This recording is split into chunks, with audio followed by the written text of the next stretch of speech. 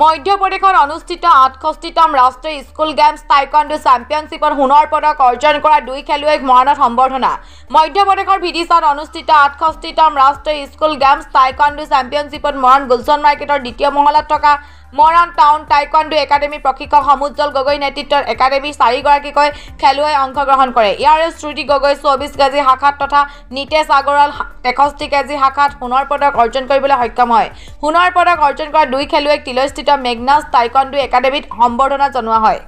মই মৰাণৰ টাইকোৱাণ্ডো প্ৰশিক্ষক। মোৰ মৰাণতে গুলশন মাৰ্কেটৰ ওপৰতে মোৰ একাডেমীটো আছে, মৰাণ টাউন টাইকোৱাণ্ডো একাডেমী বুলি। তাৰপৰা আৰু তিলৈত এখন একাডেমী আছে, মেগনাছ টাইকোৱাণ্ডো একাডেমী। তাৰে মোৰ এই মই প্ৰশিক্ষণ দি আছোঁ। এই আমাৰ শ্ৰুতি আমাৰ খেলিব গৈছিলে এমপিত খেলিব গৈছে স্কুল নেশ্যনেল গেম। তাতে আমাৰ গ'ল্ড মেডেল পাবলৈ সক্ষম হৈছে 24 কেজিত।